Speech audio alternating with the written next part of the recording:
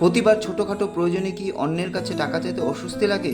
আপনি যদি একজন গৃহিণী হন তাহলে আজকের ভিডিওটি আপনার জন্য, কারণ আজ আমি এমন কয়েকটি ঘরোয়া আয়ের উপায় বলবো যেগুলো শুরু করে আপনি ধীরে ধীরে নিজের একটি আয়ের উৎস তৈরি করতে পারেন। তো নমস্কার, স্বাগতম সঞ্চয় চ্যানেলে।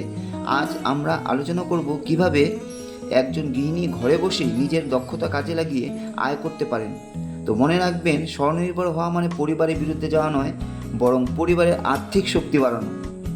প্রথমে বলবো হোমমেড ফুড বিজনেস। আপনি যদি ভালো রান্না করতে পারেন তাহলে টিফিন সার্ভিস, কেক, আচার, পাঁপড়, মশলা বা ঘরে তৈরি স্ন্যাক্স বিক্রি করতে পারেন।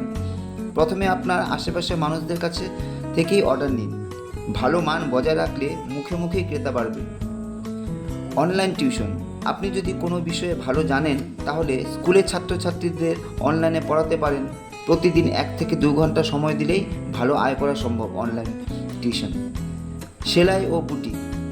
ব্লাউজ, পেটিকোট, কুর্তি, পিকো বা ছোটোখাটো অল্টারনেশন করে মাসে ভালো আয় করা সম্ভব। একটি সেলাই মেশিন দিয়েই শুরু করা সম্ভব কিন্তু এই সেলাই ও বুটিকের কাজ। ইউটিউব বা ফেসবুক কন্টেন্ট।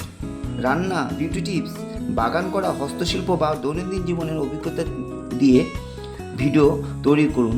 নিয়মিত ভালো কন্টেন্ট দিলে ভবিষ্যতে বিজ্ঞাপন, স্পন্সরশিপ ও অন্যান্য মাধ্যমে আয়ের সুযোগ তৈরি হতে পারে।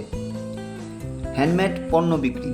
মোমবাতি, রাখি, জুয়েলারি, উপহারের সামগ্রী বা হাতে তৈরি সাজসজ্জার জিনিস বানিয়ে অনলাইন ও অফলাইনে বিক্রি করতে পারেন আপনারা। ডেটা এন্ট্রিও করতে পারেন। যদি আপনার কম্পিউটার এবং ইন্টারনেট ব্যবহারের প্রাথমিক দক্ষতা থাকে তাহলে data entry, content writing, virtual assistant বা ডিজাইন শেখার মাধ্যমে অনলাইনে কাজ করতে পারেন। রিসেলিং ব্যবসা। বর্তমানে অনেক প্ল্যাটফর্ম বিনিয়োগ ছাড়াই রিসেলিংয়ের সুযোগ রয়েছে।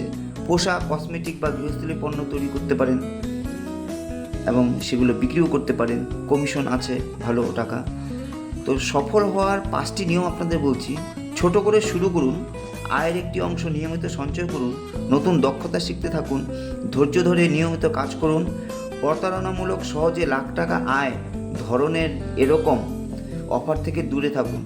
শেষে একটা কথাই বলবো, মনে রাখবেন, স্বনির্ভর হওয়া মানে শুধু টাকা উপার্জন নয়, এটি আত্মবিশ্বাস, দক্ষতা এবং নিজের পরিচয় তৈরি করার একটি পথ।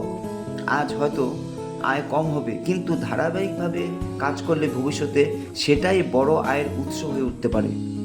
ভিডিওটি যদি ভালো লাগে তাহলে একটি লাইক দিন, বন্ধু পরিবারের সঙ্গে শেয়ার করুন, আর এমন আরও সঞ্চয়, বিনিয়োগ ও আয়ের উৎস হিসাবে জানতে হলে সঞ্চয় চ্যানেলটিকে সাবস্ক্রাইব করে পাশে থাকা বেল আইকনটা চাপতে ভুলবেন না। আর আপনি কোন বিজনেসটা শুরু করতে যাচ্ছেন কমেন্ট বক্সে লিখে জানাবেন।